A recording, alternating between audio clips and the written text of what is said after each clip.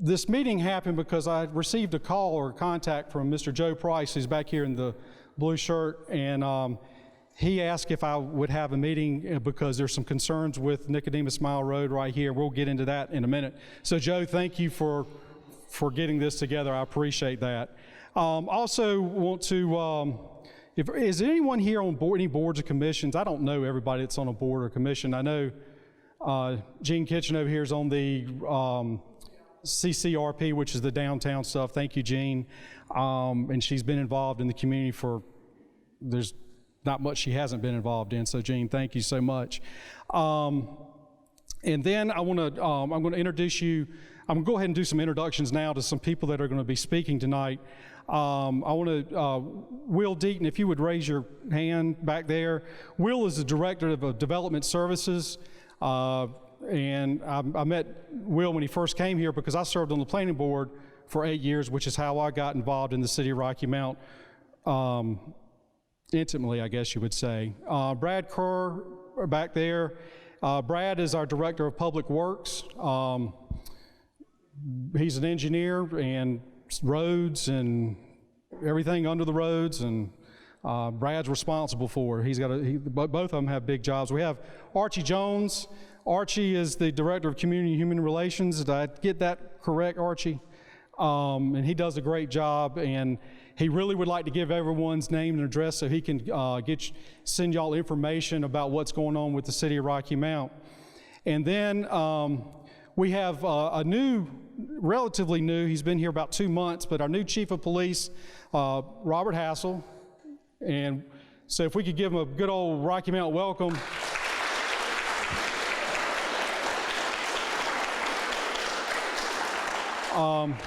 I think we're safe tonight because we have Captain Staton, Corporal Jackson, right back there, Captain Williams, and he also served as our interim chief police, so let's also thank him for doing that as well. And then we have Lieutenant Hathaway over here, and so thank y'all for being here.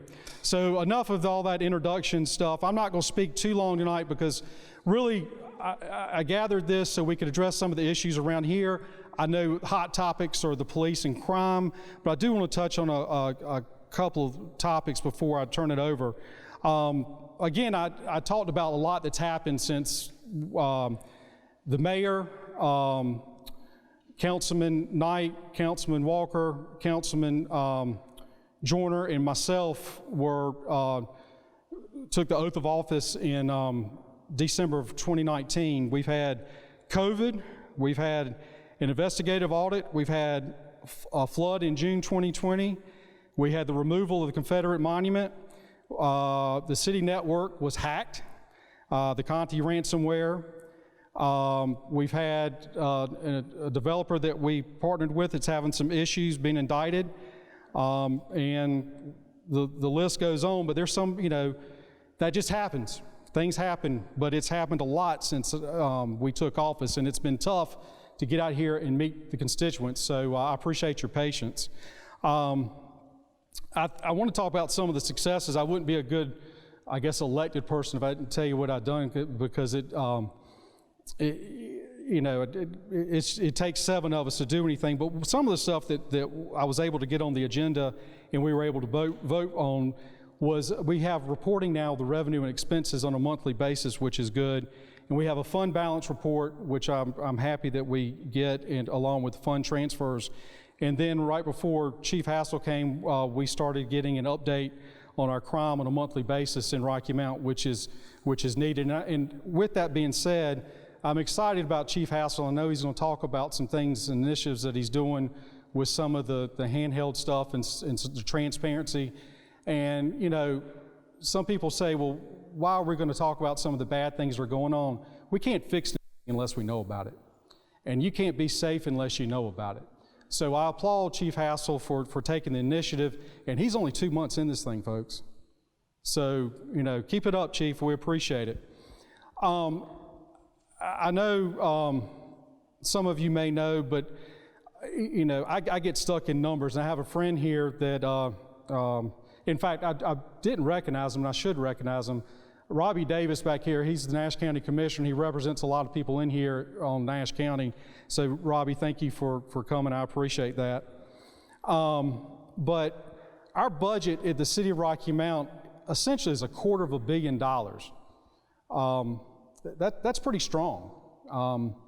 And the seven city council people ultimately are responsible for that. Our general fund revenue comprises of $80 million, and I'm rounding numbers here, by the way. Of that, the property taxes are $30.7 million, and this is going to surprise a lot of you. Pfizer, right here on 301, is 11% of that property tax value. Caba Ilco comprises 4% of that total assessed value. So that's pretty strong, and we need those companies. So if you see anyone that works at those companies, please say thank you, because we need them, and they fund a lot of stuff that we have going on around here. Our utility fund is $143 million, and I didn't hit on the expense side, but the expense side on each one of those is a little bit less. So the tax revenue I mentioned was 30.7. That's 14.6% of the revenue that we bring in. And then our electric, gas, water, sewer, and stormwater brings in $127 million, or 60.7% of our revenue. Some things that I want to make sure everyone in Ward 5 is aware of. The only park we have in Ward 5 is in Bunn Farm. I know we have one resident from Bunn Farm here. We might have some more, and that's fine, great, and we need to keep that up, and we need to keep it safe, and we need to keep it clean. And if you have any issues over there, please let me know about that.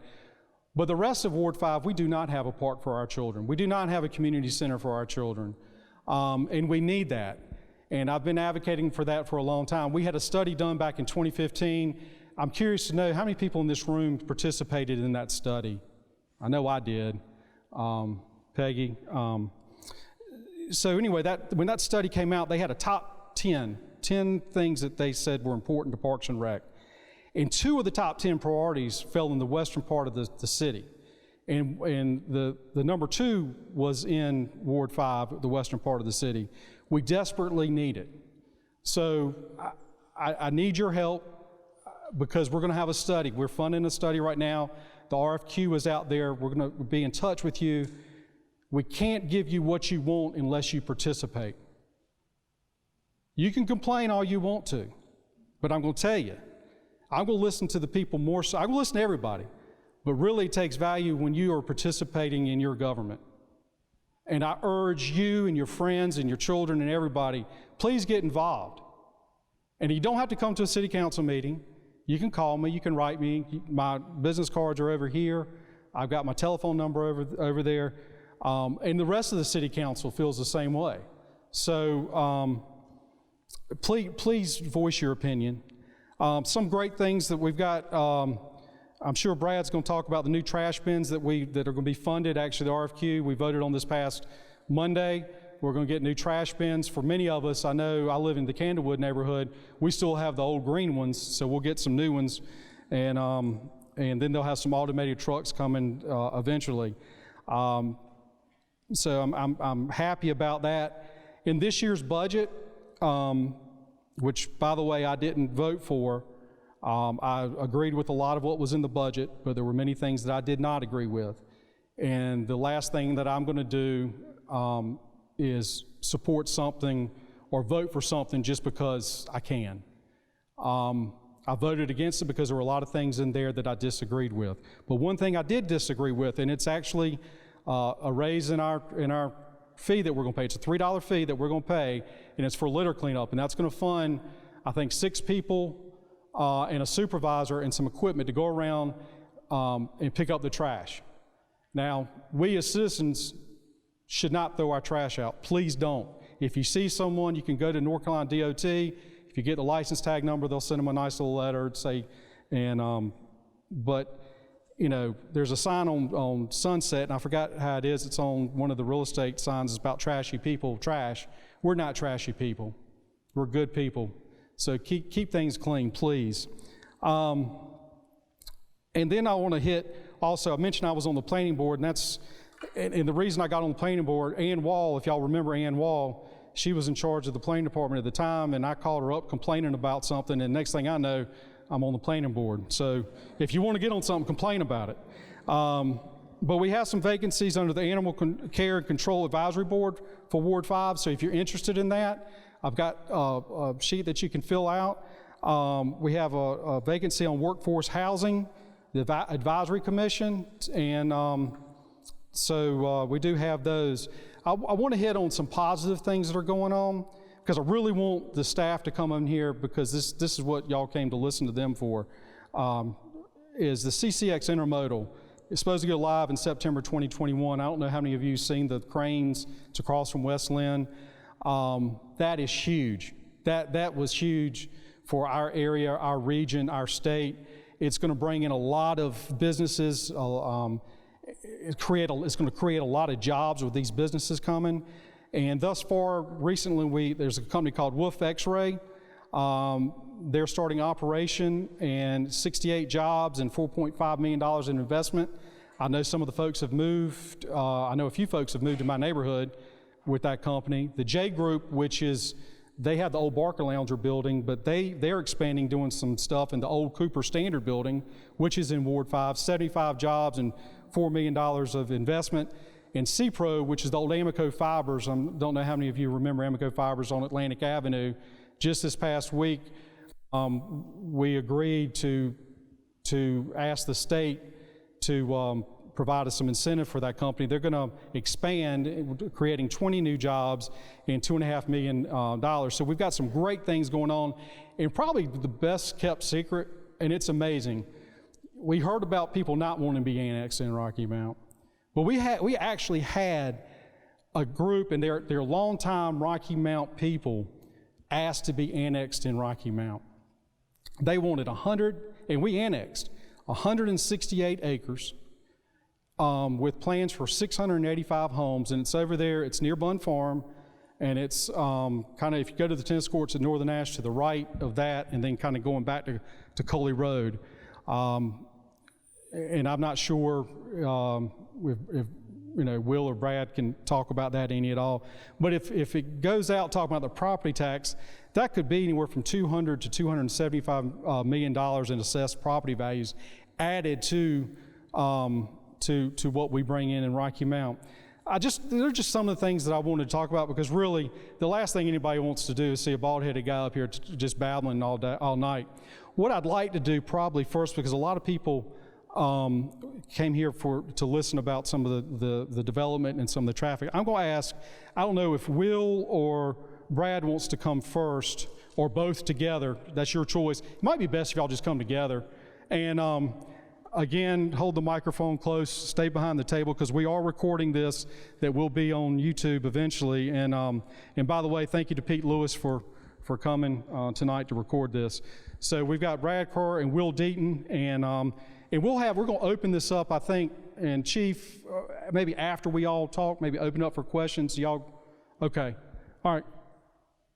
I think, Will, you're going to start. Just overview for the subdivision. Yeah, thanks, Councilman Daughtridge. We'll give you a update. I think the concern that he brought to our attention was the Windstone subdivision. Can everyone hear me okay? Loud? Did I turn it off? Well, no, this is going to the recorder. This one goes to that mic. Talking both of them. Oh. Talking both of them. I'll do my best. All right, here we go. Better? Okay. Lige is a little vertically challenged, so I'll just hold this a little. But really, Lige reached out to us and expressed some concerns that the neighborhood had, and we wanted to just bring to your attention a Windstone subdivision. As Lige mentioned, or Councilman Daughtridge. Okay, all right, I just want to make sure. There are a lot of developments occurring in Rocky Mount, not only in this ward, but in others. A lot of those have, at one point in time or another, have stalled at one point, and now they continue to grow. So you mentioned the annexation. That's a significant development. We're seeing this on the eastern side of Edgecombe. We're seeing this in Ward 5 and 6, and D.R. Horton bought a handful of lots in Ward 7 to do a lot of projects. So we have this plan that we've seen. So it's a major subdivision plan, more than 4 lots. We've been reviewing it internally with our development review committee, which consists of engineering, public works, stormwater, energy resources, all above. But the planning department and development services heads that up. So it's gone through a couple revisions. At this time, we're showing a number of lots, and we have a few more comments to make to align with our existing development code. And at this point, we anticipate this going to the planning board for recommendation August 10th. That's usually the night after council. So planning board, we'll meet in city council now. Come to that if you're wanting to do that. I have a handful of copies. I didn't expect the amazing turnout here, so I have a handful, but I also have a business card, and I'll hang around if you guys want to take a closer look and see. I could email you, we can talk on the phone, we can let you know what's going on. There's a handful of I would say comments that maybe Brad could touch on in the area, but these items go to the planning board for recommendation. Planning board will make their recommendation, and that's where that decision sort of stops. These do not go to council like other legislative or quasi-judicial action for rezonings and others. So this phase 3 here, further into the development, gets closer to the backside of Hunter Hill and Douglas and Nicholas. So I have copies of these to see. Brad can chime in and help me out with anything, and we're welcome to any questions you have throughout this conversation. So I would come over here. Well, luckily, I'm vertically challenged and don't have to hold the thing up either. So just a couple of things relative to this subdivision. So the subdivision is an expansion of Windstone subdivision, which was originally approved in 2006. The configuration of the subdivision is essentially the same as it was when it was originally approved in 2006. As we said, residential development in this area has been really challenged for a long time, but that market has turned around quite a bit, and there's a lot more residential subdivision development going on, several of which were approved in 2006, 2007, and have just recently come online. The new subdivision off of Halifax Road is one example that was approved about the same time and sat dormant for years. But thanks to the housing demand, developers are moving in, and these subdivisions are starting to build it out again. I think the one thing to note, phase 3 crosses the creek. That Windstone had been stubbed up to the end of the creek on the first phase. That thing has been built out, or is just about built out now. They're doing a small cul-de-sac at the end of the meeting. You can come take a look at the sketch plan, at the preliminary plat to the right when you first come in. And then it goes across the creek, and it'll go east and west. I think the one concern may be relative to the connection. The subdivision will be connecting to Douglas Street. That street was stubbed out, and I know that's a concern. It's been quiet. It's been wooded for a long time. When subdivisions are built, they're required to stub out to connect for future development. A big part of the reason that connection is required is because that's about 80 lots beyond that first intersection, and if anything happens at that first block, residents can't get out, emergency response cannot get in. Don't take. I understand. So relative to resurfacing and paving and maintenance of that, that's a separate issue relative to the connection, but we can certainly take a look at that. I understand. But I do understand that's a concern, but it is part of the development requirement in order to maintain public safety. I'd say, excuse me?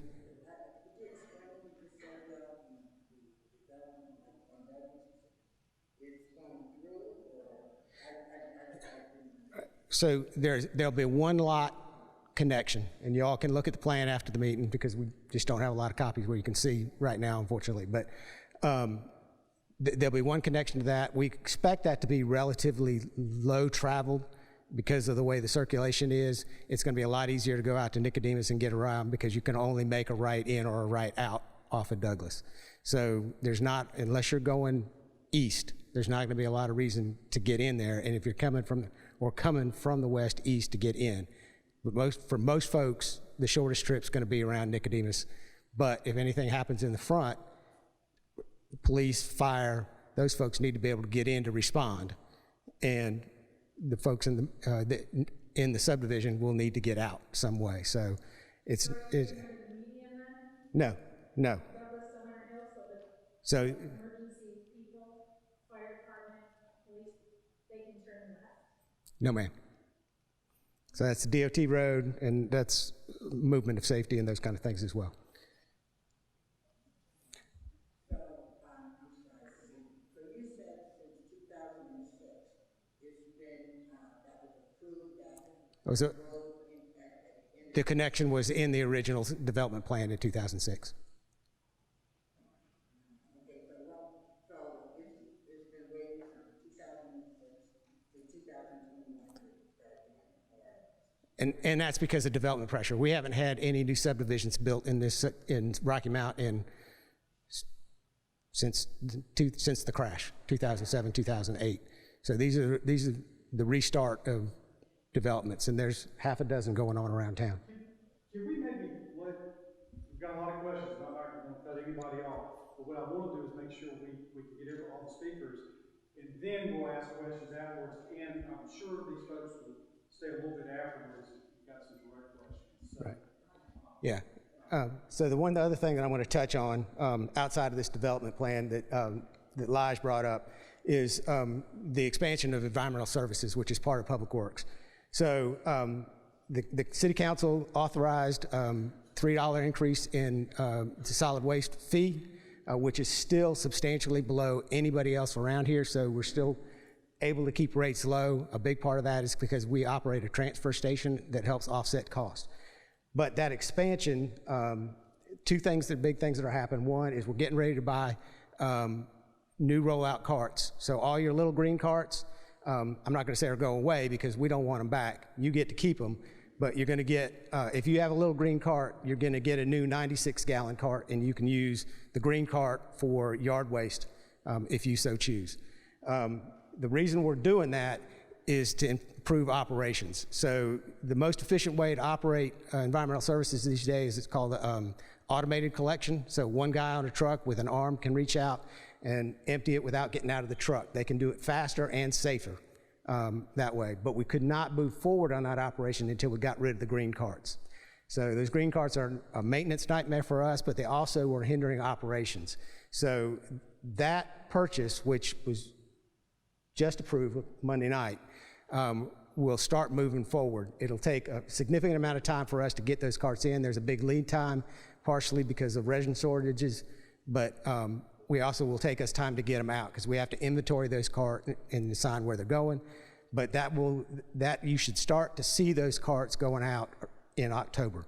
But we don't have a timeline for getting them all out. But eventually you're going to get them all done. That will enable us to start transitioning to fully automated, which will take several years because we have to replace several trucks. But hopefully that's going to improve efficiency operations and make our workforce faster and safer. The other thing is the litter crews. So this expansion also includes the hiring of 6 additional employees, I believe the number is, to start doing some in-house litter collection. Now, we've been doing that for some time with limited staff and with community service workers and some other volunteer workers, not really volunteers, but some other workers that we have. Men's Fellowship Christian Home comes in and does some work, and we pay them to do litter control. But that's going to hopefully make a dent in things, but I will say it is not a substitute for KAB and the volunteer groups in the Adopt a Street.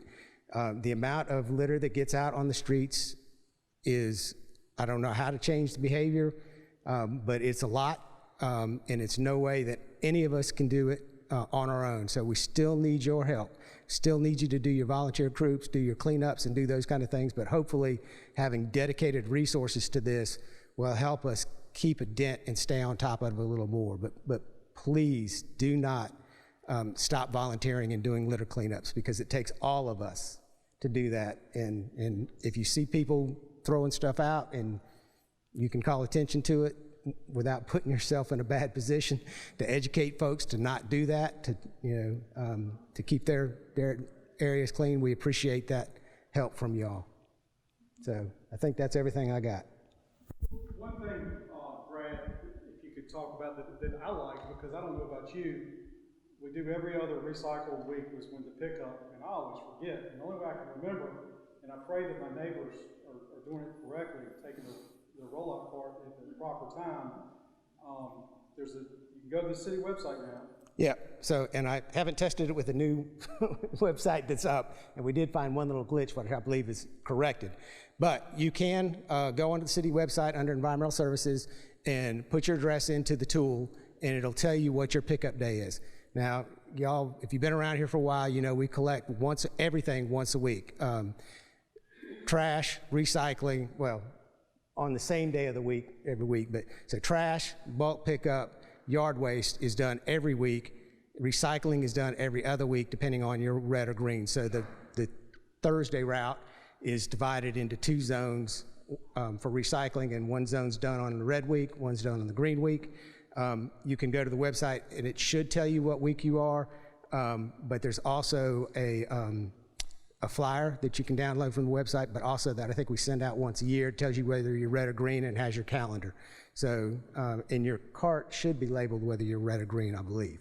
So, but if you have questions about what your pickup day is, you can call 467-4800. Option 7 is the number for environmental services. All right, our new chief, Hassell, have at it. Thank you, sir. Everyone was talking about who's vertically challenged.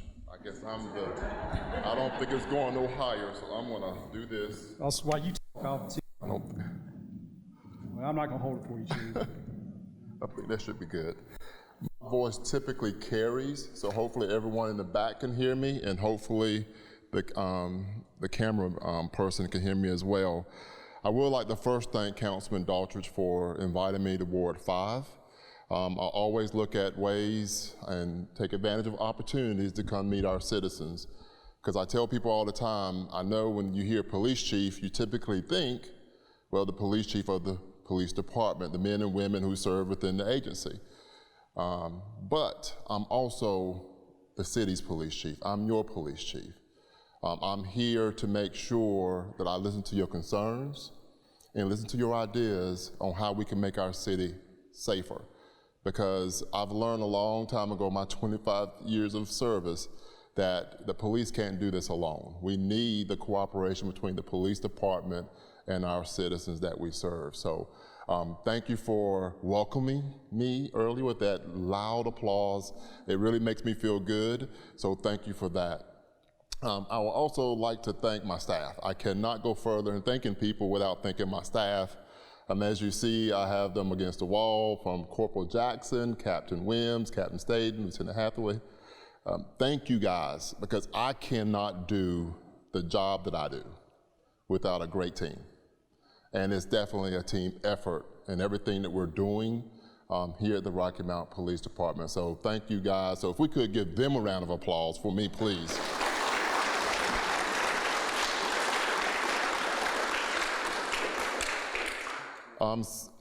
Come August 3rd, it'll be 3 months for me.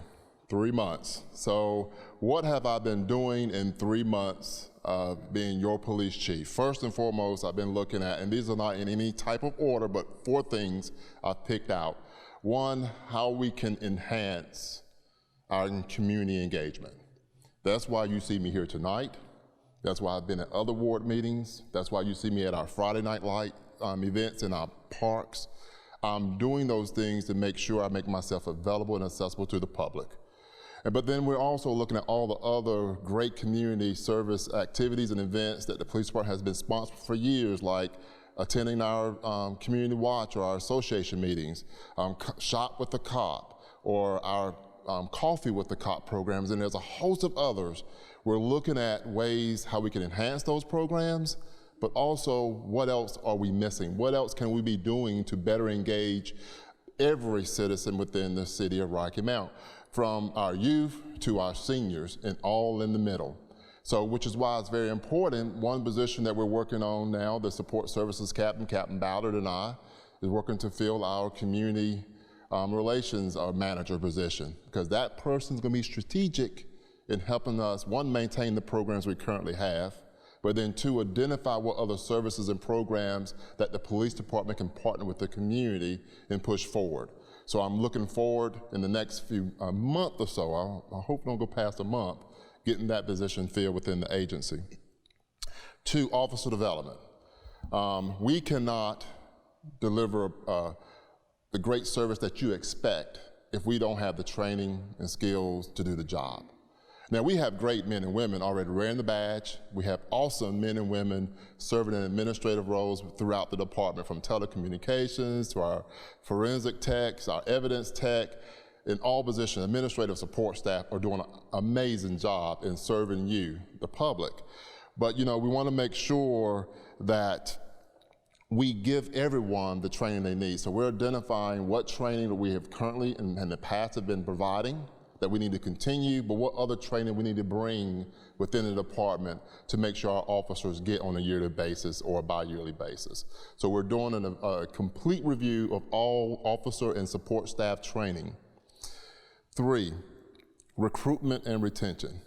That has been a challenge, not just for Rocky Mount, but for many police departments across the country. And I know definitely across the great state of North Carolina. As past president of the North Carolina Association of Chiefs of Police, I hear from other chiefs what their challenges are. And recruiting qualified men and women to come within the ranks of all of our departments across the state have been challenging.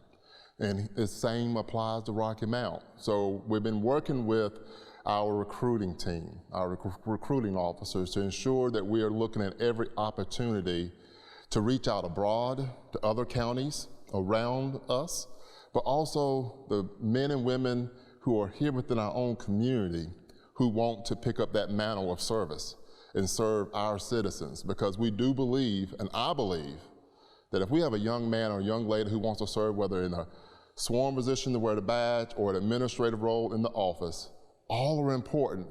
We can find, hopefully, that talent right here in Rocky Mount, in our surrounding areas, to come here and work within our department.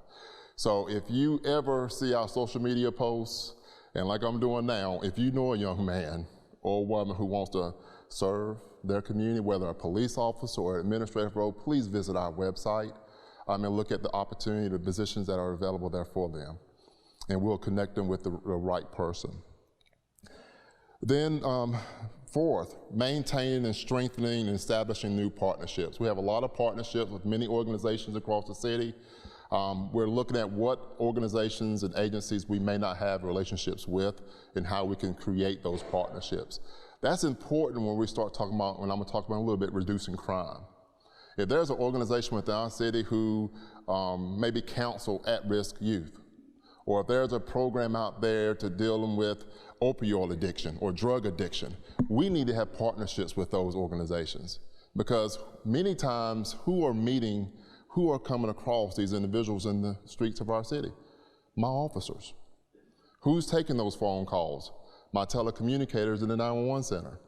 So if we have those partnerships and relationships built with those organizations, whoever they may be within our city or in our county, we need to have them so we can make those connections, those service providers to those individuals. And I truly believe when you make that connection and they go through with that program, that can make a difference within our city. And then lastly, and I'm gonna talk a little bit more about this and then answer any questions you may have, reduction of crime, thereby improving the quality of life for our citizens. That has been a big focus of my staff and I since being here for almost 3 months. And what have we been doing? Of course, we have our CompStat meetings monthly. When we say CompStat, we will review all of our statistical data. where types of crime are occurring within our wards, within our districts, throughout our whole city. What time of the day, what time of night, we're looking at all of that, any connections there may be. We've now have got our crime analyst more involved in our CompStats, where she's starting to do more presentations. So when she sees hotspots or focus areas throughout our city, and when we say a focus area, when we start seeing an uptick in crime, it's identified immediately by her.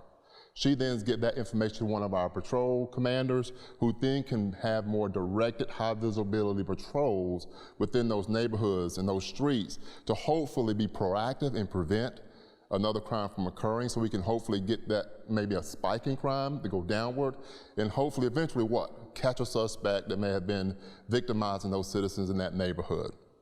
So we're starting to look at more of our data. But that's not all I look at. We also listen to the citizens, because many times the data don't capture everything. Who knows your neighborhood better than anybody than you? Nobody. You know your streets. So when something stands out, you know when it stands out. So make sure you report that to us. Make sure you call my office, call one of my captains, report that information. So when I say we're looking at data-driven strategies to try to target and identify crime issues, it's also not only data-driven, but it is citizen-driven, because sometimes the issues are not captured with the data. So please, if you have concerns, please bring that to our attention. We're currently reevaluating our department manpower, and basically what that is, I'm trying to figure out any way I can to put more boots on the ground. And that's more of a military term. If they don't need to be in the office, then they need to be on the front line in the streets. So as many officers I can reallocate to be in the streets, I think it's important for many reasons. One, they're more visible within our streets and our neighborhoods and our business districts. And two, it allows them to respond quicker to calls for service. Because the quicker we can get to a call when you call us, the more likely we can keep an incident from escalating into something that's more violent. So the more officers we can put within the streets, we're going to work on doing that. And what we have done in the last 30 days or so, we've implemented a new violent crime and gang task force. And we hope to keep that more permanent, but it is going to be here until we start seeing some more results. And they have already been doing some great things. If you read the paper about those search warrants, drug search warrants, we just apprehended a guy that got like a $1 million, I think, bond. Our violent crime and gang task force was able to go out and find that individual to bring him to justice. They're going to be serving more of our high felony warrants that we have at the police department, ensuring that we hopefully can find these individuals, working with our law enforcement partners like the U.S. Marshal Service, our investigative division, our narcotics division, to make sure we can identify where they are and make sure we put them into custody of one of our 2 jails. So that team is targeted and focusing in areas of our city where we're seeing spikes or issues. So when our crime analyst reports, hey, I've noticed a spike in crime of car break-ins, or I've noticed a spike in larcenies, or I've noticed a spike in some other kind of crime, that's delivered to our commanders in the field, and then that is delivered to the supervisor over that task force to make sure we can put that team in that designated area for us, and hopefully we can make a difference. 3 community awareness campaigns. I've kind of hinted on that with partnerships, but we're trying to do more in educating the public. And one thing that we have really been doing a lot lately is when it comes to vehicle thefts. When someone goes up to a car, opens it, takes something out from inside. Many times half of the vehicles that are reported an item stolen from, they're unlocked. So we feel if we do our job at educating the public, this is what we're seeing within our city. This is where we're seeing it in our city. And this is how our citizens can help us prevent these things from happening. So basically you'll see the After 9 campaign. You'll see Corporal Jackson, who our PIO, will post things on social media where just make sure your vehicles are locked. Make sure you don't leave anything of value inside. And then if you have anything of value, please, if you can't lock it in a hidden area in the car, please make sure you take that in the house, and do the same thing with your residents. Make sure the garage door isn't up halfway for the pet to get out. Make sure you keep it all the way shut. Make sure your security lights around your home are working properly. If you have a security alarm system, make sure it's working properly and do tests on it regularly. And if you need help with that, guess what?